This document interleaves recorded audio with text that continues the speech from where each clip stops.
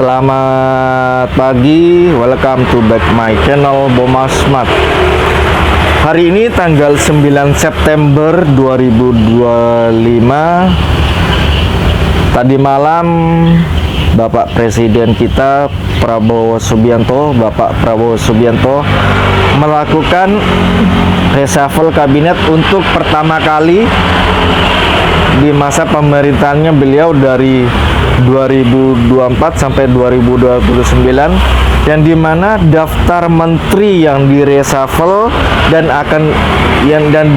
reshuffle dan digantikan oleh, saya akan bacakan. Yang pertama adalah Purbaya Yudi Sadewa yang menggantikan Ibu Sri Mulyani sebagai Menteri Keuangan, dan Mukhtaruddin Menteri Perlindungan Pekerja Migran Indonesia yang menggantikan Bapak Abdul Qadir Karding, dan Ferry Juliantono sebagai Menteri Koperasi menggantikan Bapak Budi Ari Setiabudi.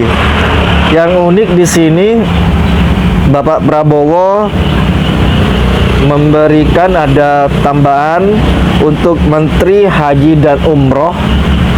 Ini adalah kementerian yang baru dari beberapa presiden. Sekarang Bapak Prabowo memberikan terobosan yang baik untuk Indonesia, bahwasanya ada Menteri Haji dan Umroh yang dijabat oleh Bapak Irfan Yusuf, dan Wakil Menteri Haji dan Umrohnya yakni Dhanil Azhar Simanjuntak.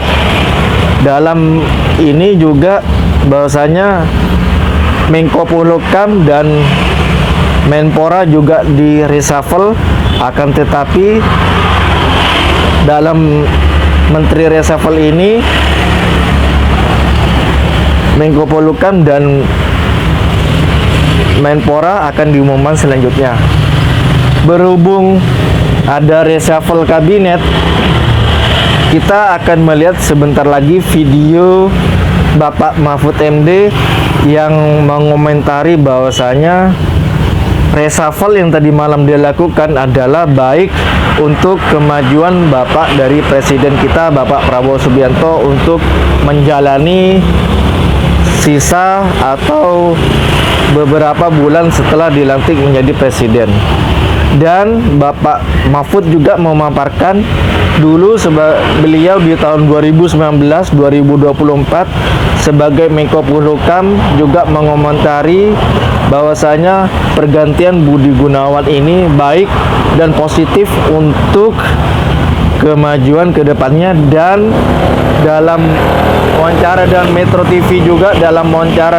TV juga bahwasanya Menteri Koordinator menggarisbawahi koordinator ini membawahi 14 kementerian, yang dimana kita harus sejalan. Kalau berjalan salah satu menteri ke depan, kita harus tarik ke belakang. Apabila ada yang kementerian itu berjalan di belakang, kita harus tarik ke depan sejajar dengan menteri koordinator. Bagaimana selanjutnya, bahwasanya komentar dari Bapak Mahfud MD ini diwawancarai oleh Metro TV.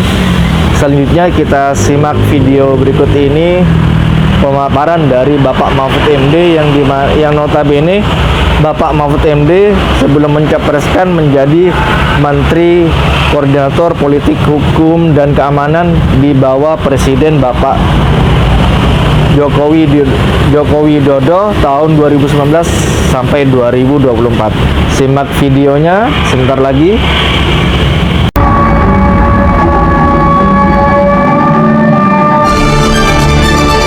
Selamat malam pemirsa. Presiden Prabowo Subianto resmi merombak Kabinet Merah Putih Jilid 1 pada sore hari ini. Reshuffle mencakup 5 kementerian sekaligus pembentukan kementerian baru, yaitu Kementerian Haji dan Umroh. Berikut adalah para menteri yang diganti. Pertama adalah Menteri Keuangan Sri Mulyani digantikan oleh Purbaya Yudi Sadewa yang sebelumnya menjabat sebagai Ketua Dewan Komisioner Lembaga Penjamin Simpanan atau LPS. Berikutnya ada Menteri Koperasi, yaitu Budi Ari Setiadi yang digantikan oleh Ferry Juliantono yang sebelumnya menjabat sebagai Wakil Menteri Koperasi. Berikutnya Menteri Perlindungan Pekerja Migran Indonesia Abdul Qadir Karding yang digantikan oleh Mukhtarudin. Menteri dan Wakil Menteri baru yang dilantik terdiri dari Menteri Haji dan Umroh yaitu Irfan Yusuf dan Wakil Menteri Haji dan Umroh Daniel Anzar Simanjuntak. Dan sampai pada malam hari ini kami masih menunggu nama pengganti Menteri Koordinator Bidang Politik, Hukum dan Keamanan serta Menteri Pemuda dan Olahraga. Reshuffle ini dilakukan setelah evaluasi yang dilakukan oleh Presiden dengan tujuan memperkuat kinerja kabinet dan juga merespon kebutuhan baru pemerintahan. Apa sebenarnya yang terjadi di balik reshuffle kabinet kali ini? Bersama saya Afiani Malik, inilah top isu pada malam hari ini di balik perombakan Kabinet Merah Putih.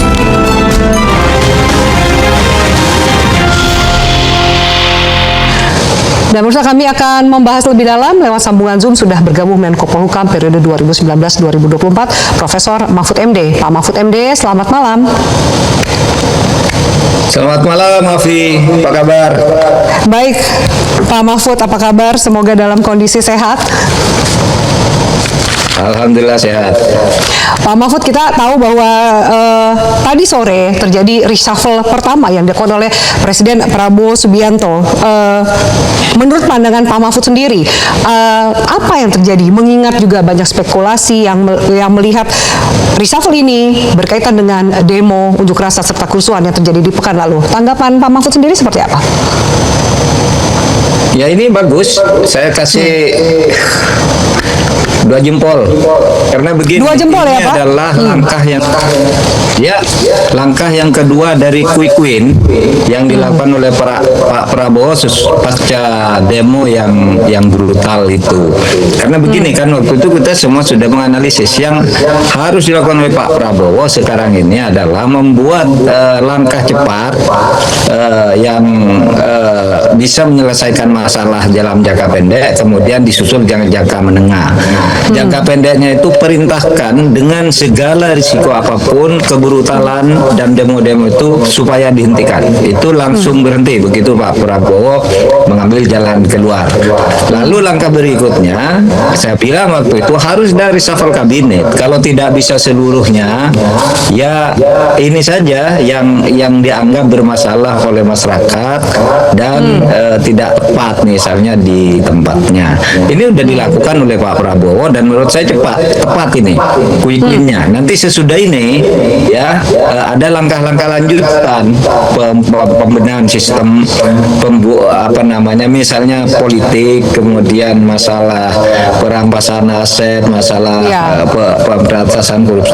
Itu lebih jangka menengah. Yang jangka pendek ini mungkin masih sekali lagi itu perlu dilakukan ya sampai Oktober depan itu misalnya pemindahan kabinet secara lebih rasional. Gitu Mbak, udah bagus ini.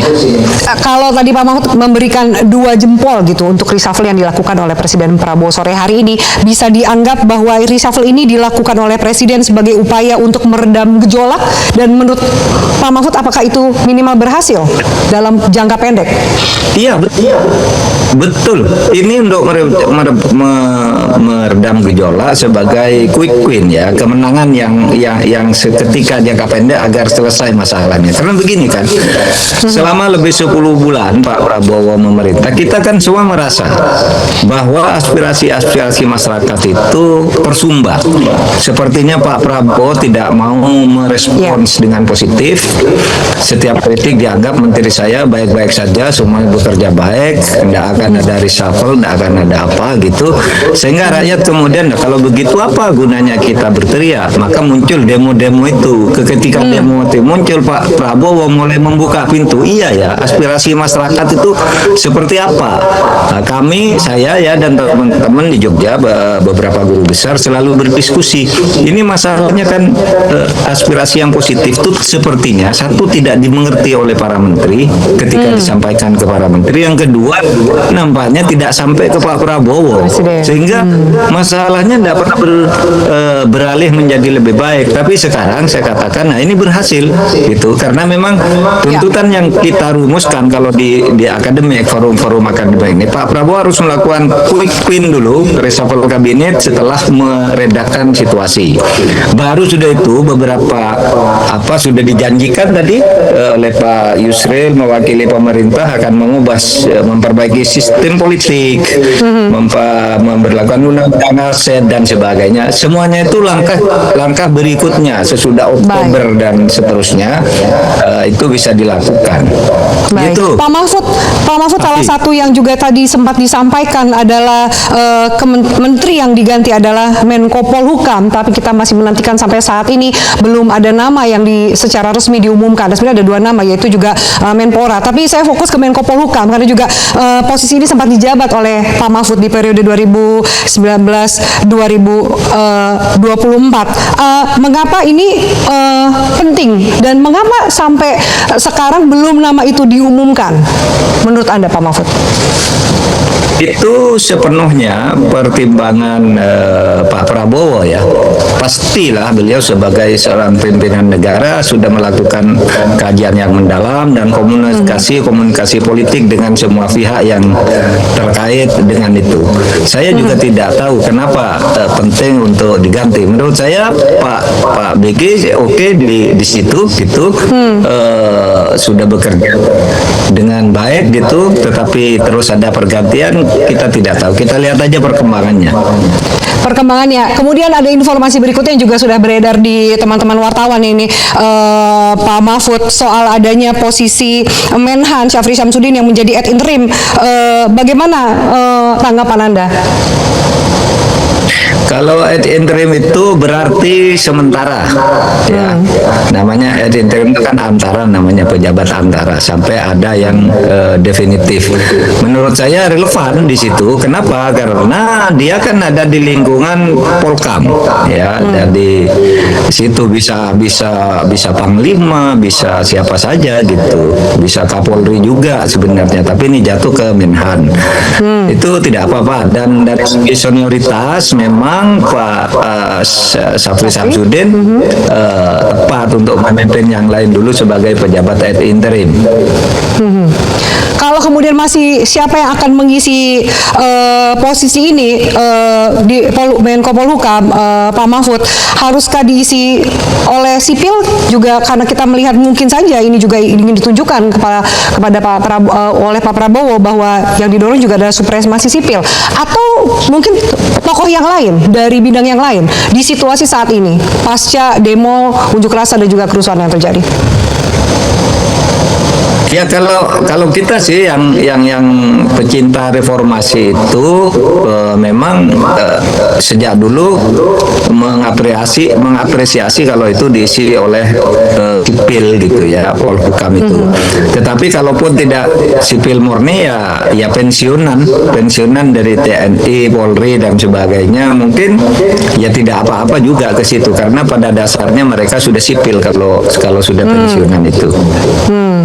Sudah purna bakti, ya. Pak Mahfud, dari pengalaman Bapak melihat situasi negara kita hari ini dan juga ada quick win yang ingin diraih oleh Presiden minimal untuk menjawab tuntutan dari publik dan meredam gejolak lebih jauh gitu. Sosok seperti apa yang tepat untuk mengisi peran ini? Ya, sosok yang bisa tentu mengkoordinasikan. Kalau di Polhukam artinya itu kan Menteri Koordinator Bidang Politik, Hukum, dan Keamanan. Artinya fungsi koordinasinya tidak boleh juga terlalu agresif, karena sebenarnya Menko Polhukam itu sebenarnya menteri antara, jabatan antara menteri dan presiden gitu ya. Dia tidak punya kewenangan sendiri. Kalau Menko Polhukam terlalu atraktif masuk ke tugas-tugas bidang pemerintahan yang ada undang-undangnya sendiri, mungkin bukan tepat, bukan sesuatu yang tepat. Karena Menko Polhukam itu sebenarnya begini, koordinator itu artinya mengatur beberapa. Waktu saya tuh ada 14 kementerian dan badan, itu kalau ada sesuatu yang lambat ditarik agar bisa bersama, kalau terlalu cepat ditarik ke belakang gitu agar bisa bersama lagi. Nah, itu sebenarnya fungsi koordinator, tidak bisa membuat keputusan sendiri yang kemudian mengambil alih secara sepihak tugas-tugas kementerian. Kalau itu terjadi bisa tidak harmonis gitu. Itu Mbak. Pak Mahfud, berarti tadi Pak Mahfud menjelaskan bahwa yang akan mengisi posisi ini menjadi orang yang cukup penting penting. Apakah menurut Bapak penting juga sebagai orang yang dekat dengan Presiden? Apakah mungkin yang dipilih juga nanti adalah tokoh yang dekat dengan Presiden? Ring satu Presiden lah, kurang lebih seperti itu, Pak. Iya, dekat, mungkin bukan dekat ya. Orang yang oleh Presiden betul-betul diyakini dia punya 3 syarat. Ya, satu, track recordnya benar. Yang ketiga, kompetensinya benar juga. Lalu kemudian yaitu integritas. Nah, kalau itu ada, tentu kalau Presiden menemukan orang itu pasti orang yang dekat dengan Presiden. Karena kalau tidak dekat tidak tahu tingkat integritas, kapabilitas dan track record itu. Oleh sebab itu kita tunggu aja Pak Presiden nanti menentukan berikutnya apa yang akan dilakukan untuk kementerian ini.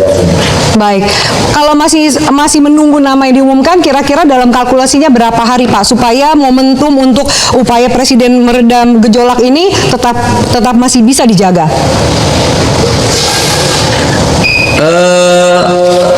Saya kira kalau untuk meredam gejolak ini tidak terlalu penting Menko Polhukam harus cepat ada, gitu ya, karena sebenarnya ini kan ada di tangan aparat-aparat di bawah Polhukam, kecuali masalahnya muncul mendadak lagi, lalu koordinasi secara lebih cepat dan Menko Polhukamnya juga bisa lebih efektif, bisa dipercepat. Tapi menurut saya interim itu, saya pernah menjabat menteri interim itu sampai 3 bulan pernah. Waktu saya dulu Menko atau Pan RB, pernah juga di Menko Menfo saya 2 bulan gitu. Bisa lebih dari sebulan, bisa 2 bulan, tapi bisa juga cuma seminggu. Gitu, bisa aja. Jadi tidak perlu dikejar dalam waktu cepat ya, Pak? Ya, tidak perlu. Menurut saya mencari yang terbaik dulu. Tetapi kalau saya karena Pak Presiden pernah berjanji mengatakan beri waktu saya setahun, ya jadi kira-kira ya Oktober dong. Oktober, kurang lebih seperti itu ya, Pak? Sudah rapi. Iya. Iya. Kalau ada reshuffle susulan juga di bulan Oktober itu perampingan kabinet atau apa gitu. Kalau mau didengar ini usul-usul masyarakat di bulan Oktober itu sudah dilakukan. 20 Oktober lah biar tepat setahun gitu. Baik. Itu Mbak. Menurut Pak Mahfud, terakhir bagaimana sejauh ini Bapak menilai kinerja dari Kabinet Merah Putih, Pak Mahfud? Kabinet Merah Putih kurang produktif menurut saya sampai sekarang. Ya karena itu Pak Prabowo itu kan masih mengatur, membuat peta-peta situasi dipetakan dulu, lalu siapa yang mau mengerjakan apa. Ini sudah saatnya untuk menjadi lebih produktif. Karena misalnya begini, setiap ada usul bahwa ini perlu perbaikan, Pak Prabowo pada waktu itu selalu mengatakan menteri saya baik-baik kerja sama kerja tiap malam, kerjasamanya rapi dan sangat banggakan gitu. Nah sekarang pemetaan itu menurut saya sudah selesai. Nah waktu mengatakan itu ya bahasa diplomasi aja dulu bahwa menteri saya baik-baik, tidak akan ada reshuffle kabinet. Nah itu bagian dari diplomasi aja kepada teman-teman sejawat gitu. Dan itu sekarang sudah dilakukan betul-betul oleh sebagai seorang presiden. Ya kita harus dukung lah karena dia pemegang amanat konstitusi. Iya, baik, kita harus dukung, kita lihat semoga catatan kurang produktif ini bisa menjadi lebih produktif lagi dan kita nantikan 2 nama menteri yang tadi sudah diumumkan di reshuffle. Terima kasih banyak Prof. Mahfud MD untuk waktu dan juga wawancara kita di Top Issue pada malam hari ini. Selamat malam, sehat selalu. Ucapkan selamat atas reshuffle yang dilakukan oleh Bapak Prabowo dan menteri-menteri baru yang dilantik tadi malam. Semoga menjalankan amanatnya lebih baik lagi dari menteri sebelumnya dan menjadi pencapaian terbaik dari pemerintahan Bapak Prabowo saat ini. Dan semoga menteri baru bisa membawa sinergi baru dalam pemerintahan Bapak Prabowo Subianto. Terima kasih yang sudah menonton video ini. Jangan lupa like, share, dan subscribe-nya, karena subscribe, like, dan share sangat membantu channel ini dalam membangun channel Boma Smart. Terima kasih dan see you. Salam, selamat pagi.